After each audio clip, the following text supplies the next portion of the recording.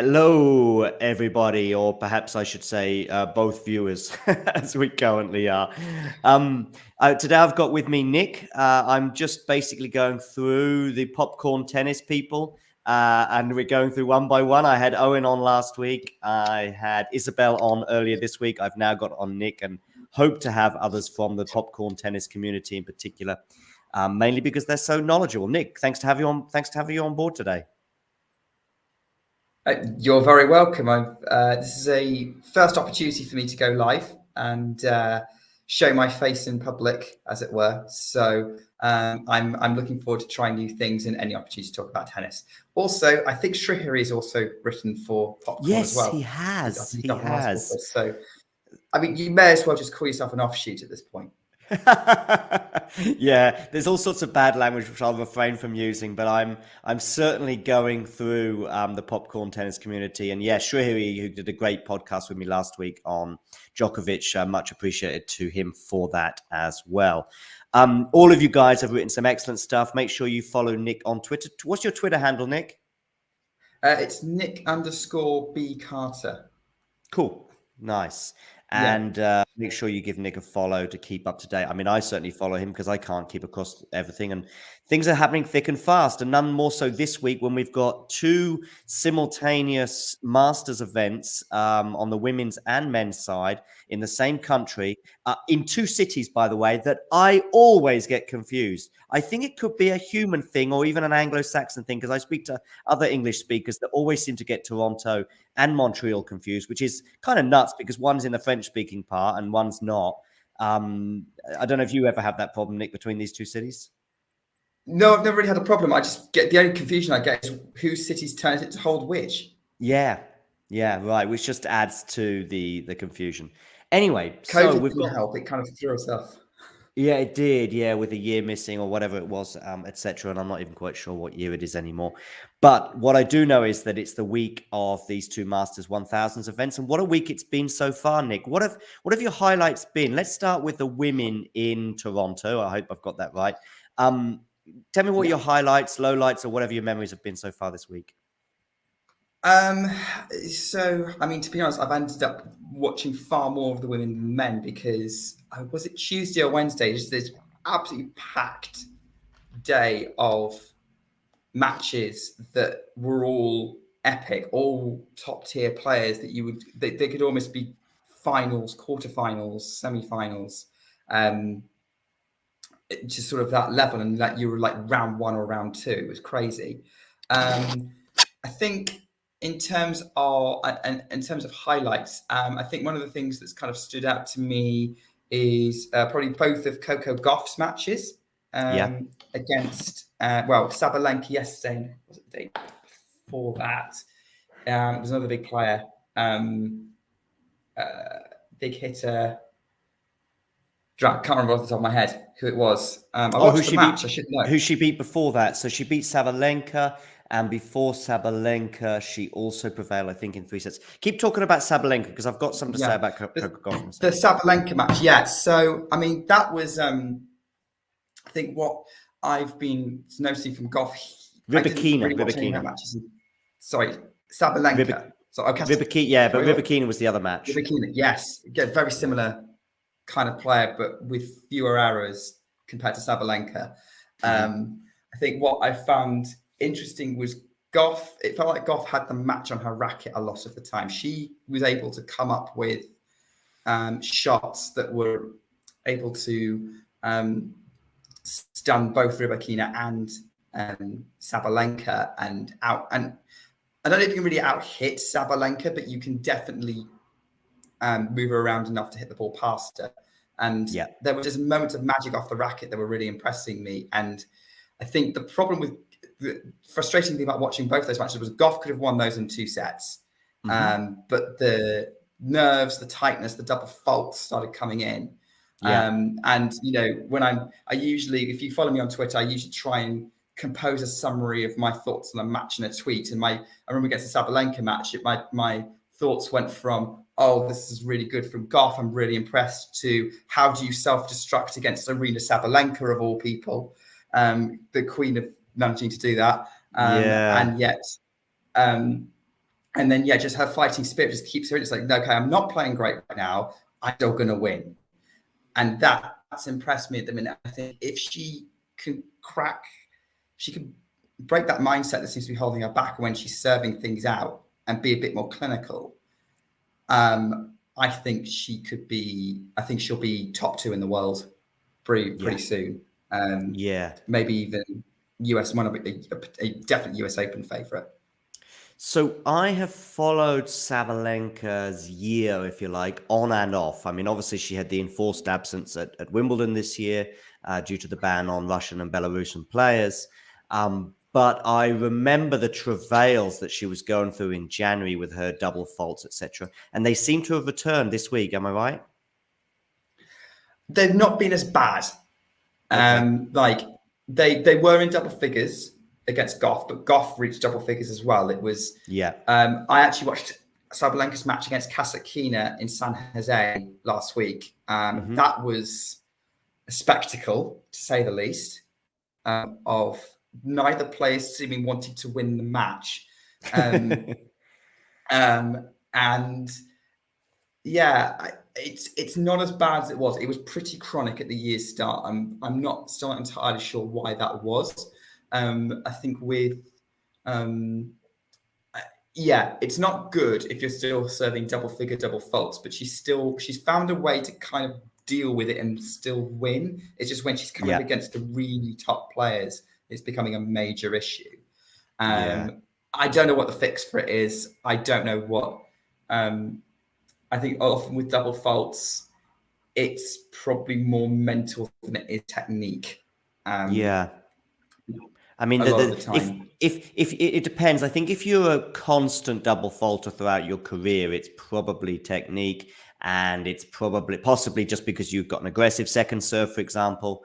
But if you're somebody who goes in fits and starts for the double faults, and we certainly saw at the beginning of the year, but I also saw even this week with Sabalenka getting very angry with herself over the double faults. And I know, obviously, we highlighted Coco Gauff. Coco Gauff, by the way, has made fun of it. She tweeted, I think, yesterday to say, I think she's sort of looking up at the sky and in her hotel going, I'm looking forward to the day that I don't double fault, in a match or don't double fault so often.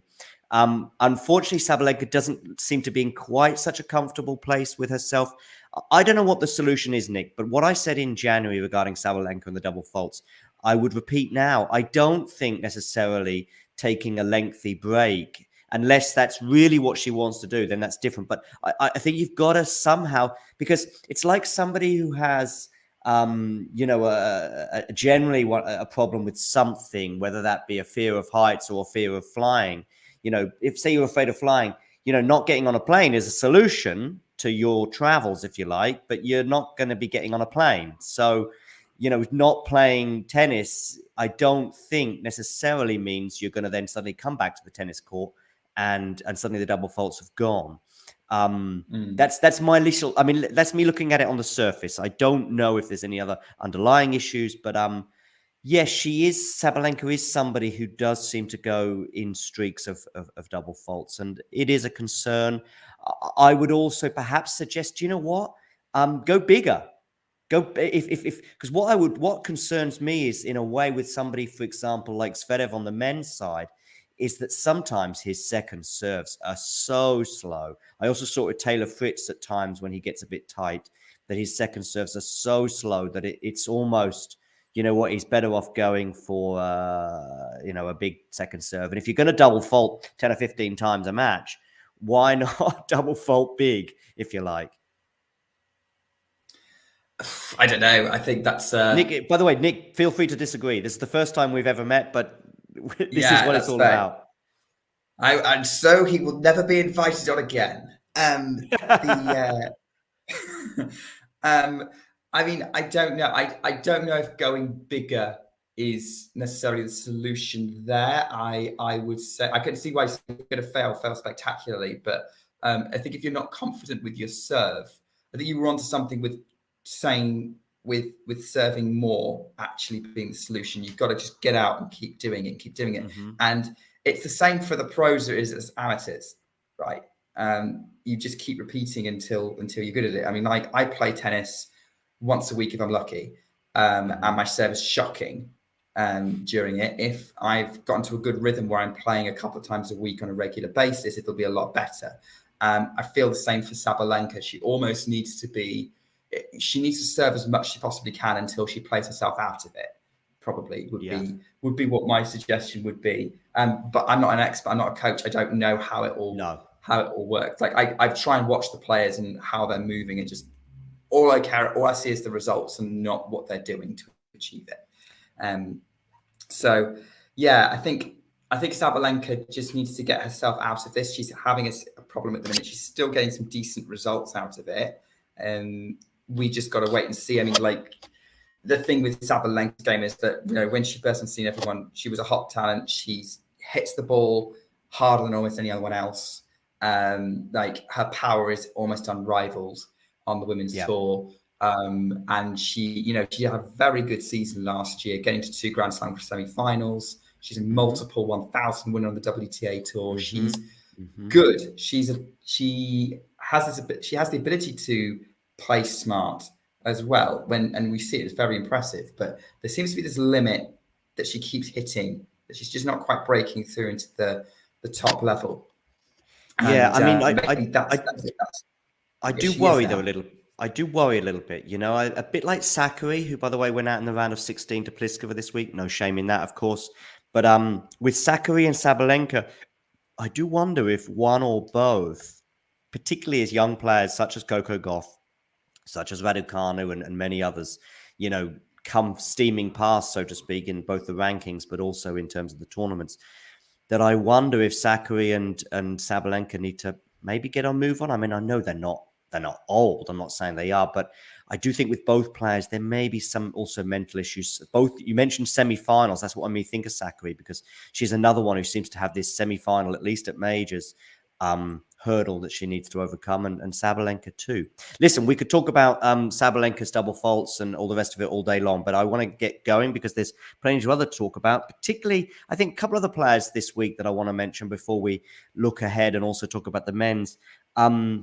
Bencic, I think, is really looking good and impressing, and I think she's somebody who could have a great US Open. And she beat, of course, Serena Williams earlier this week. And I think we have to talk about Serena for a couple of minutes as well.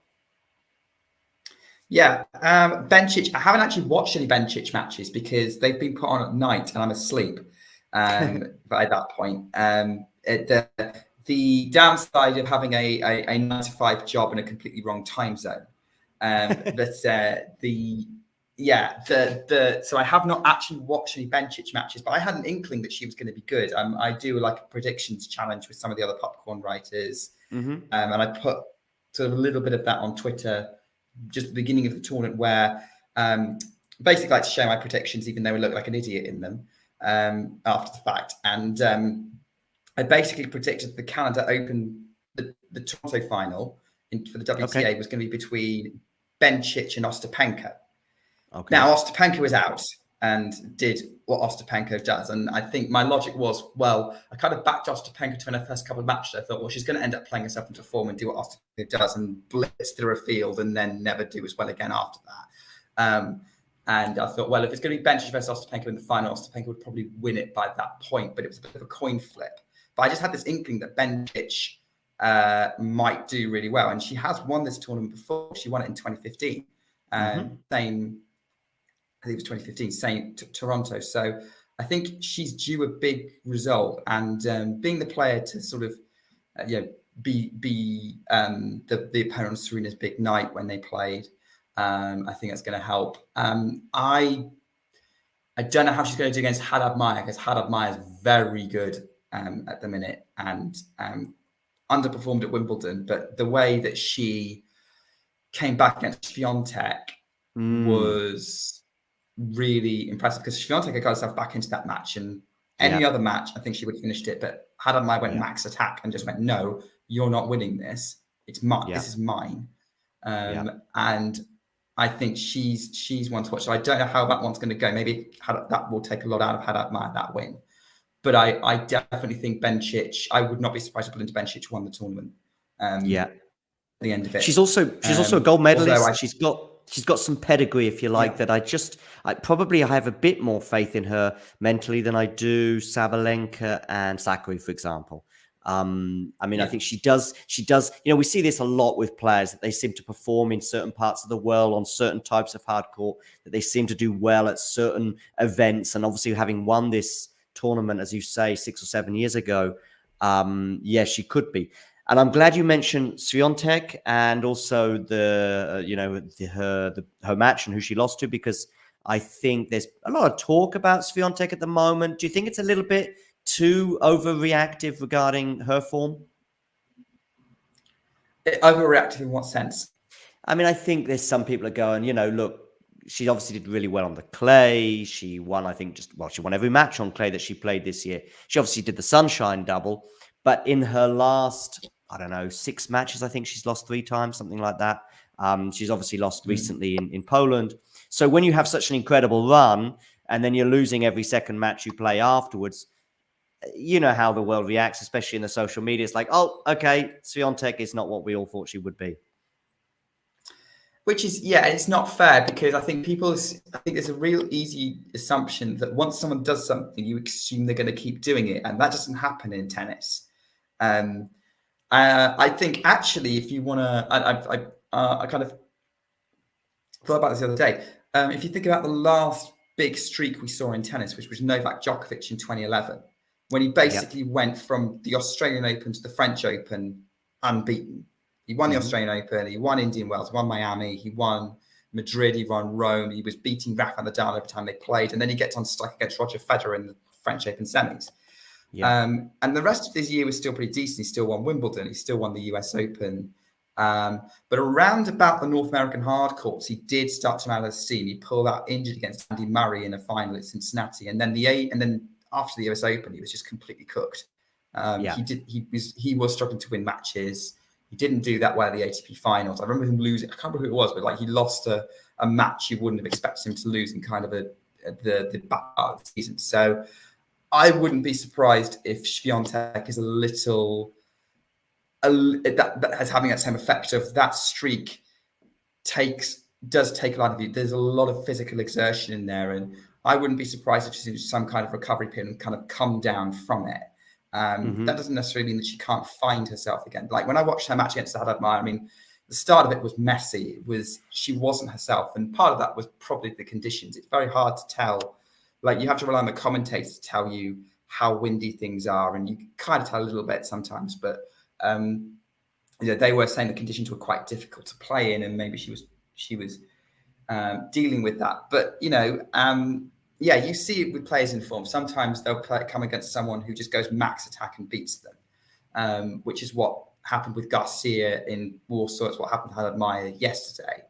I think I'm just not surprised that Swiatek is having a little bit of a come down. It doesn't necessarily mean that she won't have a come up. Like people do not perform at their max level day in and day out unless they're super special players like the big three on the men's side, like Serena can be or could be in her heyday. If you want to go back, players like, if you want to take women's example, like way back, Steffi Graf or Monica Seles or Navratilova and Evert, who were just that dominant.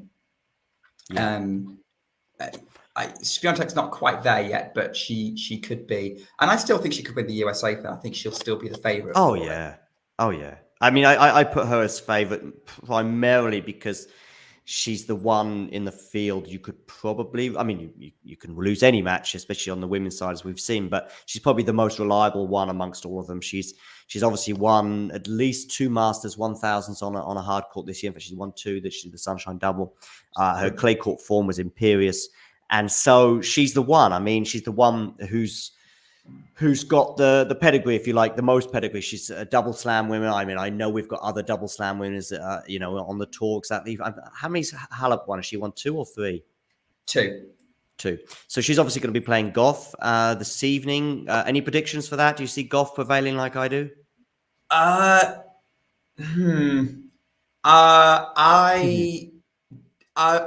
if she cuts the double faults. Okay, interesting. I think Goff's got a little bit more on her racket that she could. I think here's what she could do. Goff, they've both got weapons that can hurt the other one. I'm definitely going to be watching this match because I think I can see it going either way. I think if Goff gets tight, Halep's going to be the one who's going to capitalize on Yeah. it. And I think Halep will do more to capitalize on it than Rybakina and Sabalenka were able to. Because Gotcha. then she's not a power player. She will just rally with you until you make a mistake. And she's quite happy to do that. She can out-hit you like some players, but I think Goff will need to be on her A game to safely deal with Halep. And I'm not entirely sure she's up for a third battle in a row. So I'm actually going into this expecting Halep to have the edge, depending on mentality. If Halep's the one who's tight, Goff wins it. And I probably will go for Pegula, although I have to say I haven't seen her play this week. But on North American territory, at least, I would give her the edge over Putin-Savia. Pegula's been one of the most consistent players on the WTA tour this year. I mean, if you look at where she is in the race, I mean, if she wins this tournament, she could be second in the WTA race. Okay.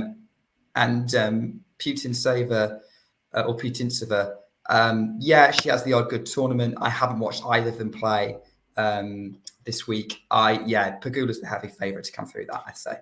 By the way, those of you watching thinking, okay, it's 2:52 in Germany right now. What is he consuming? The dishwasher is on and I have no other glasses available other than this one, which looks like a wine glass, albeit that looks like it could be gin tonic. I love gin tonic, albeit right now I decided to refresh myself with some water. And I heard Djokovic say that he likes warm water with lemon, as he thinks it's good for his digestive system. So I thought, well, I'll follow suit, and hopefully next time I'm on court, I'll blow my opponent away like he does most of his. Maybe on a weekend we'll just we'll get the wine glasses out, we'll get the G&T out, and definitely talk tennis with that. Definitely. Regarding the other quarterfinals, actually, as far as this is concerned, maybe you can fill the gap here. Who is Maya going to be playing in this other quarterfinal? Bencic. Okay, so for some reason the WTA hasn't updated this website, but okay, so she's got Bencic, yeah. I would probably have Bencic going through there, having just bigged her up. Having said that, I think donning our hat to Maya is necessary. She's had a good summer, with the exception of her first round exit at Wimbledon, and that'll be an interesting affair as well. Yeah, I think this match is going to come down to how Haddad Maya is, to be honest. Okay. If Haddad Maya comes out and she spent herself beating Swiatek, Bencic is going to win it. If Haddad Maya is pumped and she's ready for this, I think she beats Bencic.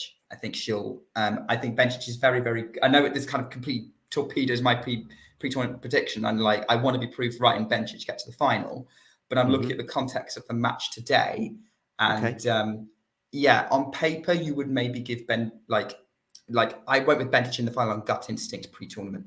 If I'm looking at what I'm looking at, I think Haddad Maya might be able to overpower Bencic if she's hitting confidently. It really depends on how she is and how mentally she rebounds from that big win. The thing is with predictions, I always think there's kind of two junctures, if you like, to the predictions. I think it's difficult to make a serious prediction about most tournaments too far in advance. I mean, I think it's fair enough to start talking about US Open predictions right now, but in general, predicting who's going to win the US Open in January is nigh on impossible, even on the men's side, which tends to be a bit more predictable. However, I think generally there are sort of two junctures. There's kind of the pre-tournament situation when you're kind of basing it largely off recent history or perhaps years gone by at that particular tournament. But then there's also the sort of after the first couple of rounds prediction, which I think are two separate predictions and both valid in their own right. And you can come in for lots of criticism for both if you get them both wrong, as I tend to do. What about Pliskova against Zheng? Any thoughts? This is tricky because I watched Pliskova a little bit this week, not much. The match against Krejcikova was a bit scrappy, but she stabilized it. She's playing better than I thought. I mean, she's defending runner-up from last year, so she's got some big points to defend. Who's Zhang Qinwen beaten? I can't remember. I think she beat Andreescu. I haven't seen her play. She beat Andreescu last night. Yeah, I think. Yeah.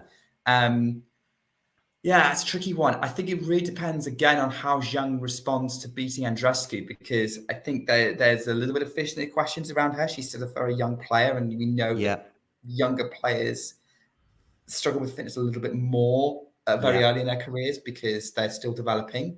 I honestly, it's a coin flip on this one for me.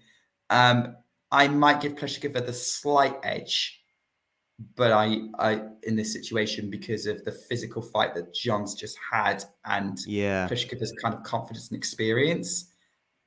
But and Zheng also had some issues with fitness. I remember at the French Open against Swiatek, who probably, by the way, pushed Swiatek on the clay more than anyone else this summer, I would say, winning that first set in a tiebreak. I know she fell away quite badly in the second and third, but I know she had issues, physical issues in that match. So whether the physical thing, we'll get to it, but I think the tools are there. The tools are there for Zheng, and I think the future's bright for her. And I really look forward to seeing her matches in the coming weeks, and especially at the US Open.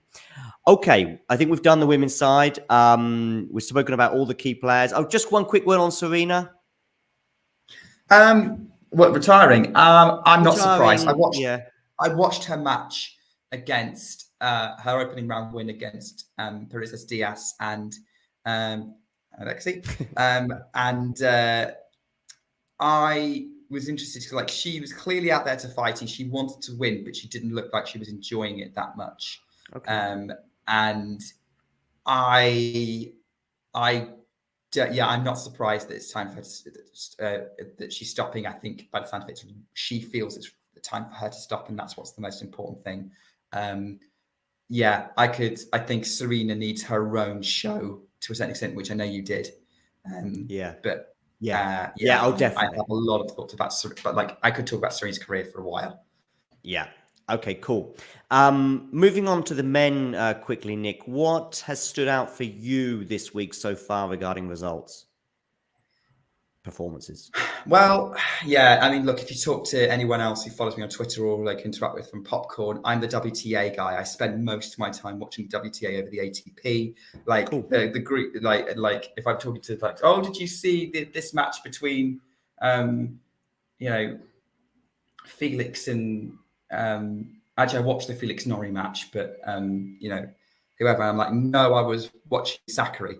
But anyway, with the men, so I watched Medford versus Kyrios because that was a blockbuster match. I couldn't miss that one. Yeah. And I also had a friend of mine come around to visit who's a Kyrios fan and thought, well, that's a good match to have in the background while we're catching up. Definitely. That was an interesting one. That was a good battle. I don't know. I wasn't paying that close attention to it, so it felt like Kyrios was the rightful winner. I think he did seem to rattle Medvedev, but I don't think Medvedev played badly.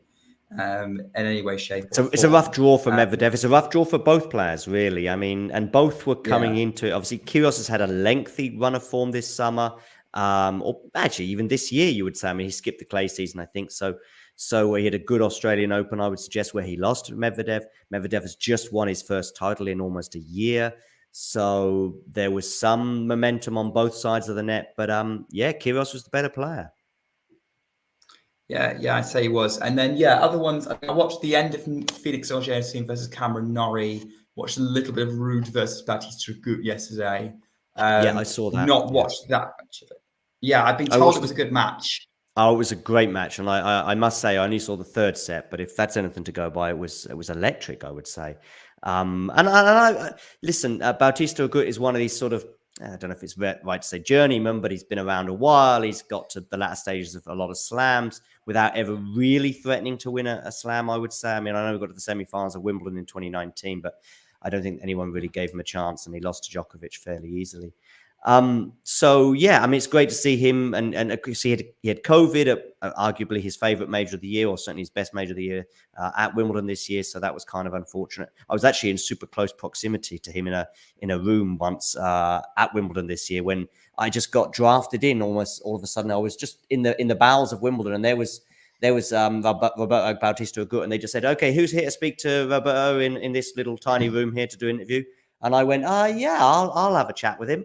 At that point, I was the only person. I almost felt a bit sorry for him because there was nobody else. But I went in there and I spoke to him about 30 seconds. I hadn't even seen his match. And I was like, so good match today? And he spoke for about, a few seconds. And I think I then said, what about a run this year? This is after his first round win. And then all the Spanish journalists piled in. And I say, it was probably 5 or 6, and we're all around this table, and then they took it away, and that was fine. But it was kind of bizarre. And then, like a day later, he tested positive for COVID, but fortunately, I didn't. But yeah, so that was rough on him at Wimbledon, and unfortunately rough on him to lose to Ruud. But it was a great match, and Ruud is having a good year, probably French Open final apart. Yeah, definitely. I think Ruud. I try not to be negative about tennis players, but I went on record as saying I thought Casper Ruud was overrated at the beginning of the year. Okay. And then he went to the Miami final. Then he got to the Rome final, and then he got to the French Open final. That was probably the more impressive result. The way he got there was sort of, he saw his opportunity and he grabbed it. And so now I've just reassessed my opinion of Ruud, and now I'm the one going, no, he's one of the favourites to win this tournament now. And everyone's going, oh, no, I don't see him beating Felix. Oh, I don't see him beating Kyrios. Like, no, he could. He hits the ball pretty down hard.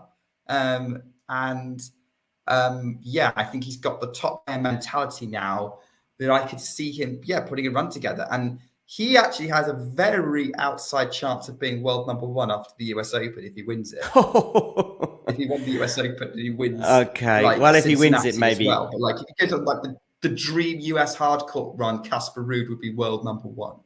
Yeah, I do think that the world rankings are a little weird right now. Obviously, not helped by the fact that Wimbledon didn't have any points this year. Hi to Zoltan, hi to Lexi as well, both of which have stopped by to say hello. Thank you very much for joining us.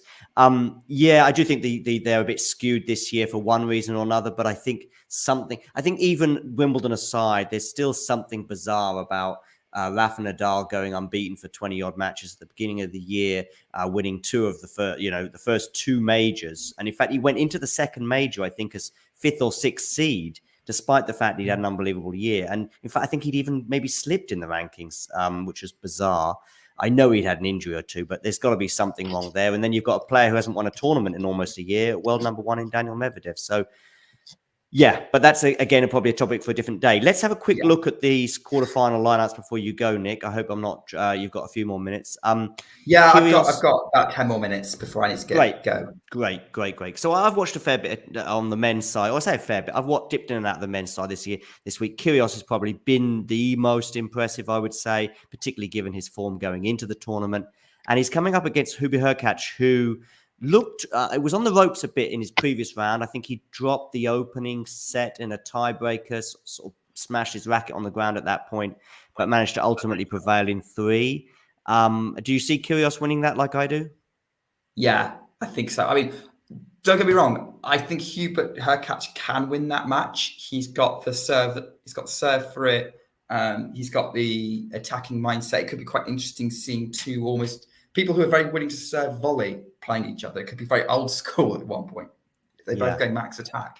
They've said they both have very similar strategies for defeating Daniel Medvedev, but I think the way I think Kyrios is playing this week better than he was at Wimbledon. And I think if he keeps that up, he'll beat Hurkacz, no problem. I think Hurkacz has some limitations to his game that will hold him back, but who knows? But I think Kyrios is the favourite, but I agree with you.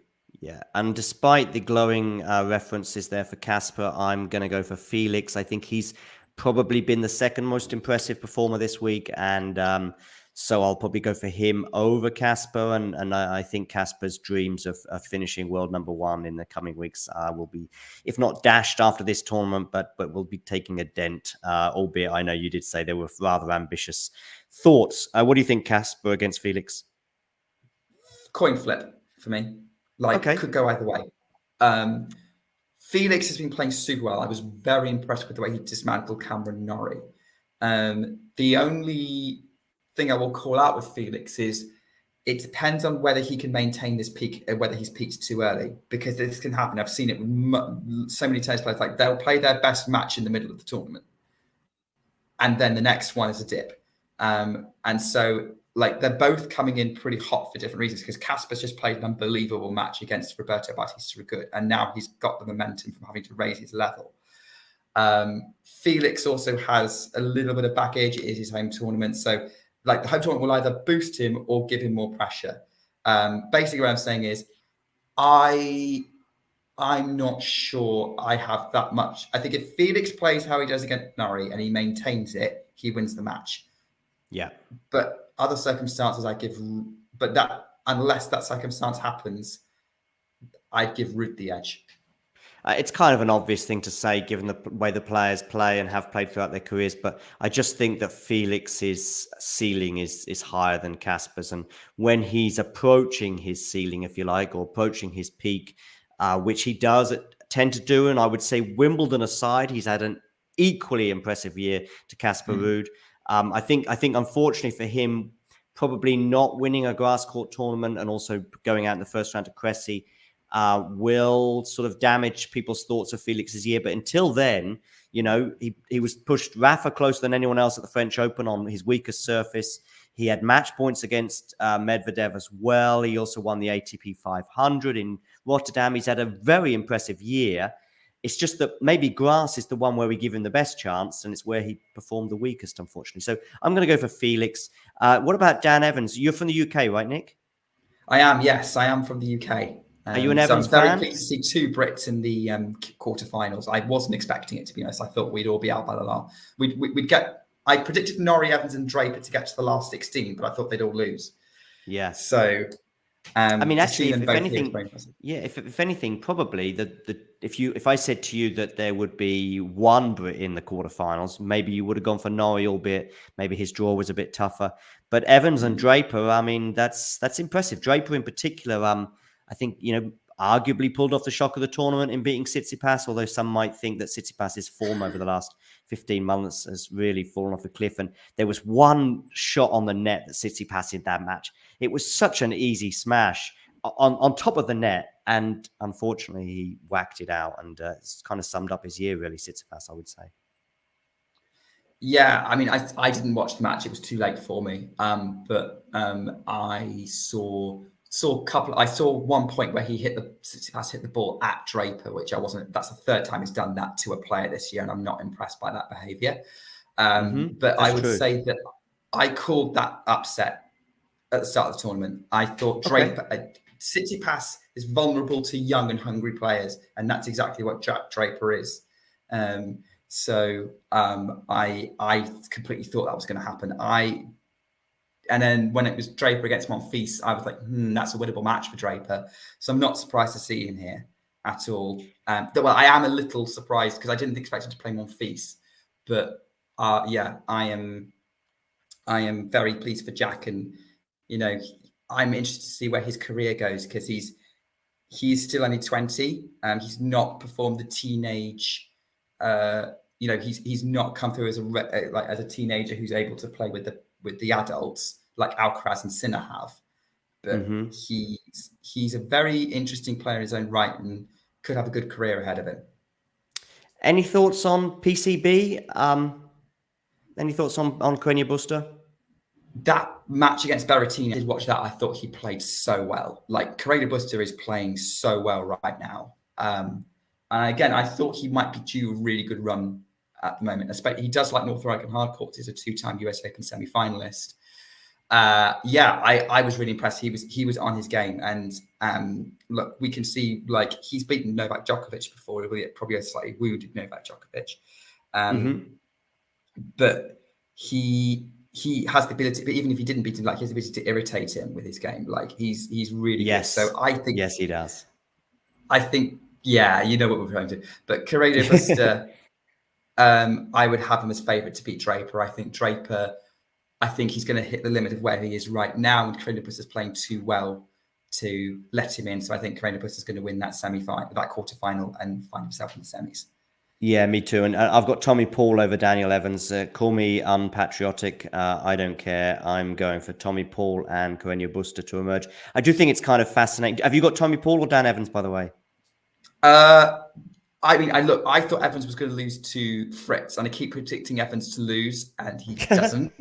So I've just given up with it. And I don't know, because like someone else on Popcorn, Hanya Khatani, I don't know if you follow her on Twitter. No, I don't. Is always like the president of the Toy Paul fan club. So I feel like there's there's also like part of me wants to sort of say it feels like I'll be in trouble if I don't say Tommy Paul. But no, I will go with Tommy Paul. I think he had that really impressive win against Alcaraz. I did watch the end of that match, and he handled that situation really, really well. Yeah, so actually, I will give Paul the edge as well, but I've just given up predicting Evans to lose, so I just wouldn't be surprised if he ended up coming through that match. Yeah, I don't know. For me, I've got a clear idea on each quarterfinalist. So I've got Nick, Felix, Tommy, and PCB emerging into the semi-finals. Although probably knowing my predictions, I'll get at least half of them wrong, if not all of them. PCB's a funny one in that you mentioned, obviously, he gets under Djokovic's skin, famously, of course, in the US 2 years ago when he was PCB was on the verge of winning that first set. He was a breakup, I think 6-5. And that's when Djokovic decided to have his little moment of hitting the ball at the line judge, albeit unintentionally, but obviously in anger. So, yeah, and PCB, though, that's what I want to speak about just briefly before I let you go, Nick. He is somebody who tends to do well in North America, in particular during this part of the year, and in particular at Flushing Meadow. Twice, he's been in 2 major semi-finals in his career, and both were in New York. Could we see it happening again, do you think, Nick, or am I getting a bit too carried away? Yes, we can see it again. I've had this conversation with someone else, and like he could be setting himself up for a very good run in New York. He's got the experience. I mean, like he was one set away from a US Open final against Zverev. I don't know how he lost that match, to be honest. Yeah. But that, and then, you know, how would he have beaten a very, very nervous Dominic team? Don't know, but probably not. I think Team still would have won that match. But I definitely think we could see Kyrios Buster making an impact in the US Open. But I mean, to be honest, if you look at I've got like a spreadsheet of potential contenders and like how they're all shaping up, and PCB is on it, and he's scoring highly on it. I guess my thing would be, the trouble is he's kind of in the mix with a lot of other people who are very sort of similar kind of experience with the US Open or form this year. So I think I would want to see how he does in Cincinnati before making a kind of a clear call on it. But I definitely would not be surprised to see Pablo Carreño Busta in at least the second week of the US Open and not in the last 4. Like, that would not be a surprise. Especially, fair enough. But depends on who else is playing, doesn't it? If Djokovic gets in, then it's often about the draw. We have had some developments on Djokovic, and I'll probably be addressing them some other time. Listen, Nick, thank you very much for joining. It's been great having you on. Thank you for taking the time out during your lunch break. We'll be having you along very, very soon. And I hope to get 1 or 2 more members of the popcorn community as well on board as I try to, little by little, expand the channel. So thanks very much for your time, Nick. Nick, where can we find you on Twitter again? Yeah, so it's at Nick_B Carter. Wonderful. And obviously Popcorn Tennis as and when you produce stuff for them. Thanks, Nick, and have a good afternoon. I'm probably just going to stay on live for another 5 minutes before I say goodbye myself, but you can log out. I'm going to head off, but it's nice to speak to you, John. Cheers, Nick. Take care. Cheers. Bye. So as Nick heads off into the British sunset, or British sun in particular, I know they're having searing conditions in the UK, much like large parts of Europe right now. But I'm not here to give you a weather forecast. You can quite easily look out your windows for that. Although you could say that's not a forecast. It's just how is the weather right now? Anyway, I'm going down an alleyway that I don't really want to be pursuing. I'm going to just stay on tennis for a few minutes. I just touched on there with Nick that there had been some developments regarding Djokovic and his potential appearance at the US Open. I urge you to follow Talking Tennis at Talking Tennis TT on Twitter for some information on that. I've certainly been tweeting and retweeting some information regarding possible entry into the US. It's all very speculative at the moment, but Djokovic himself has already highlighted earlier this month, end of last month, that he was pursuing or looking at possible ways at how he might be able to get into the US or whatever. And I do know that the authorities are looking at potentially tweaking some of those rules. To what extent that may be, don't know. Perhaps Djokovic fans are clutching at straws, but that's understandable. I think, here we go, I'm going to put my neck on the line, and I've got it wrong on most of these things this year. If I was a betting man, I think he will be there at the US Open one way or another. I just think from some of the information that we're hearing right now that some things are changing and they may be favorable to Djokovic. Definitely, if you want to check out Amy Lundy's Twitter feed as well, she's got one or two things there regarding the CDC, the authority when it comes to making these decisions. So, of course, Djokovic also said himself a few weeks ago that he was practicing, as if he will be playing at the US Open. So let me know either in the live chat right now or perhaps later on Twitter what you think, whether you agree with me or not, and you see him being there. Whether he's there or not, though, I think he'll still find it very difficult, obviously having had pretty much no warm-up tournament. Somebody who will be having a warm-up tournament, though, is his great rival, Rafael Nadal, who's going to be competing at the Cincinnati Open next week. Keep your eyes peeled to the channel because we will be having a show where I'll have a guest on, probably on Sunday, where we preview Cincinnati. The draw should be coming out any minute, by the way, I think. Sometime today, anyway, the draw will be out for Cincinnati. And that should be exciting with both the men's and the women's playing pretty much together. So if I found Toronto and Montreal confusing in many respects, perhaps I'll find Cincinnati in itself confusing as well when they all pretty much are playing all together at the same time in Cincinnati. That's something to look forward to, though, and that'll be next week. And I'm hoping to have somebody on the show on Sunday as we preview that tournament that will almost certainly have Rafael Nadal in it, who's actually already arrived in Cincinnati, with there being pictures on social media of him practicing. So that's coming up. I also have other shows in the pipeline as well regarding tennis media. I've also got a show coming up probably on Monday where we'll be reviewing all things Canada. Some of the things we've just been talking about with Nick, obviously these quarterfinals, semifinals, and finals to come. That'll be reviewed hopefully with a Canada expert specialist on Monday. That's in the pipeline too. So plenty to look forward to, plenty of other interviews. Feel free to get in touch on Twitter, like the Facebook page as well, Talking Tennis, and I'll be on board talking to you all again very soon. Thanks for stopping by. See you soon.